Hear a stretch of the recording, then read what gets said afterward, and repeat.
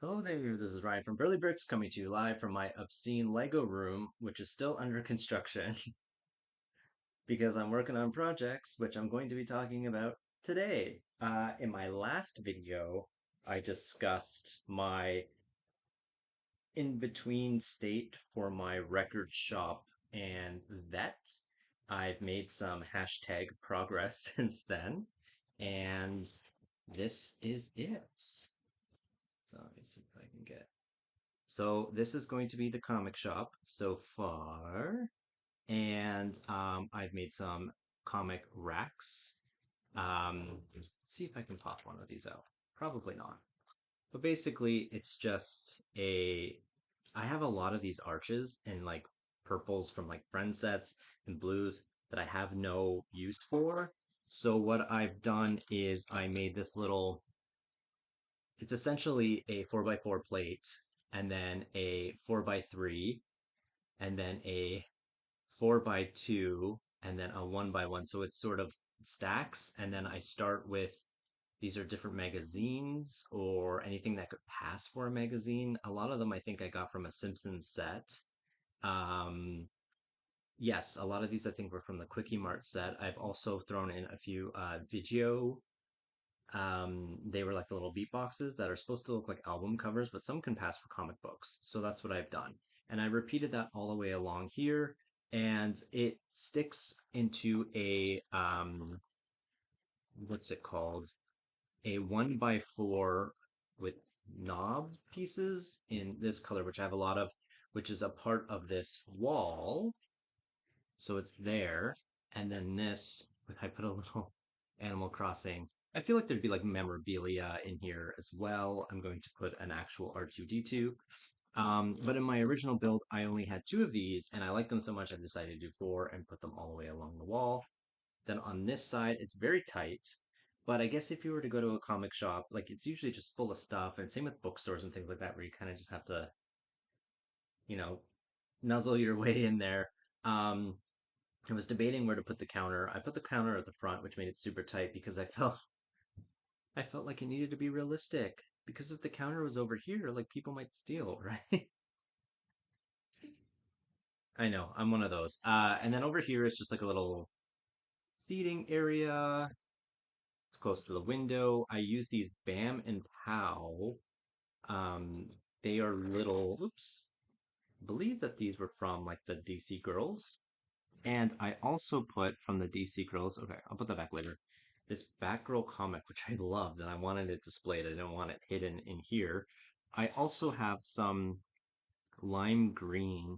Okay, this isn't gonna stick back on right now. Some lime green these.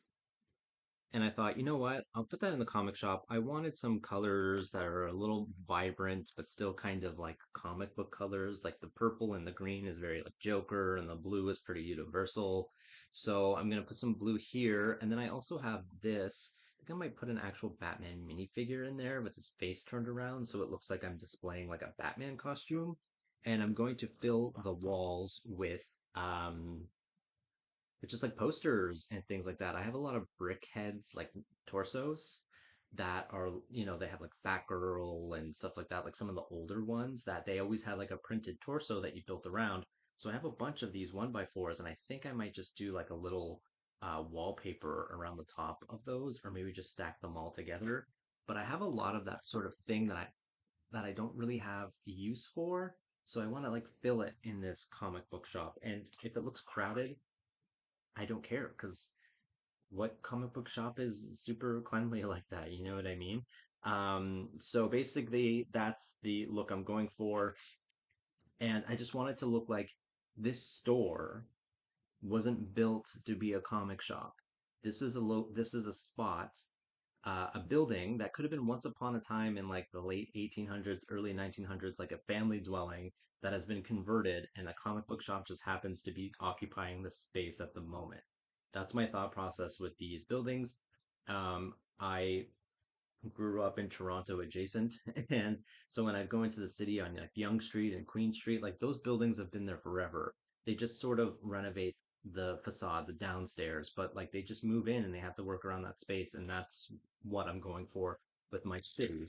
I haven't done anything with the veterinarian shop, which is over here yet, but I kind of jump between projects a lot that I wanted to like have something finished first. It's not finished before I move on, but chances are I'm probably gonna just do this tonight and not finish that. Like with the Burley Burger shop, I have started it and it's like 90% done. So of course I have to jump into something else.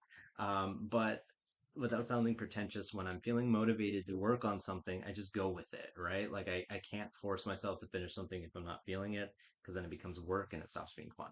So the real reason why I wanted to do a video was for the next floor up, which I've done, or I've at least built. I tried to, is this right? No, it's this way. So that the step, you can see the top of the step because then this will become the next step. I'm going to divide it up. This is going to be apartments. Now, I'm going to show you how they originally looked. This is what's left of them. Yes, that was once upon a time the apartments with dormer windows. I love dormer, and so I always try to incorporate dormer, even though it's not exactly practical, and you can't really fit anything in there. It sort of takes up room, but I always like the way they look on the outside. I'm definitely style over substance, and so in my original build here, I mentioned it in my previous video that the stairwell originally went up from the second floor up the sides. So these would be like the hallways here. But I have here, maybe this is a better angle. Um, it was going to be like a sloped roof with dormers coming out. But now that the back of the building is exposed, it's not supposed to be built up against another building. There's actually an alleyway that I want to do something nice for the back of this roof as well. So I'm going to have it mirrored, like it's going to slope on both sides. And then that way, because I actually have a lot of these beautiful pieces that I want to use, so why not use it for that? And it's a different type of building that still sort of matches my aesthetic that I was going for. But this was the original build. I just wanted to show that before I dismantle it. And you can see all this bright colors. That's not how the floor was meant to be. These were just extra pieces that I had that I needed to build the floor out of. Now I'm trying to do the opposite where those colors are on the back for these videos, so it looks plain on top, so it's not as distracting. Um, and so yeah, so like this would be just don't look here. Actually, bam. This would be like one apartment, so you'd come up here, and I think this is the living area. This was the bedroom, and I think maybe the bathroom was here or the kitchen. And then this was like the opposite. So, because I've discussed in previous videos that I need to have all the people that live in my city have somewhere to live, I'm thinking that with the new updated version, that maybe the person that owns the comic shop and the person who owns the record store, they are roommates or something on one half, and then on the other half, maybe the vet and the person who owns the health store, they live there as well. Or maybe they're going to live in one of the condos or something like that. But I kind of have this really dark, not dark, but just to make things even more complicated for myself, I want to actually have people accounted for in like if you just see someone on the street, like, who are they? Do they work somewhere? Do they live somewhere? Like, I want to say, okay, 100 people live in my city. This is what they do, and this is where they live. I know that sounds crazy, but I kind of want there to be like an actual roster or everyone's accounted for. There's some continuity. When you watch TV shows, especially ones that have been on forever, they introduce like a new neighbor or there's like a new girl at school. Well, where has she always been? Stuff like that. And as my city progresses, like it gets bigger, though my city at this point has no schools, hospitals, police stations, or fire stations. I guess they could go to the vet if they need something. And maybe I can do like a little, I don't know. I'm kind of tempted to do like one big building that has like each floor is like something different. Like the fire department is on one, or maybe um, there's a hospital and the fire department's above them, but their pole goes through the hospital into the downstairs. I don't know. Just to sort of check all those boxes without taking up too much space in my city. I know I have so many prints for all those things, and I really do want to do something like that. But if I get a second table, which I now want, probably do something like that, like a little section that maybe a road surrounds it and they have an entrance on each. So I don't know. That's not what this video was about. The video is about the apartments and the comic book shop. And so that's my update for now. And thank you for watching. Thank you for liking and subscribing. Like, I am really motivated when I see likes and subscriptions and please comment. Please let me know what you think. Like, be kind. If you don't have anything nice to say, that's fine. Just keep it to yourself. I'm just kidding. Not really.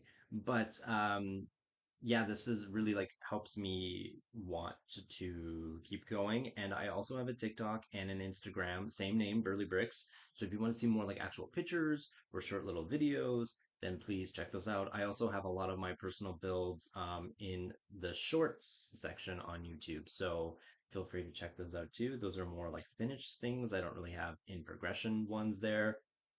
Maybe I should. But with that, have a great rest of your day. Thank you.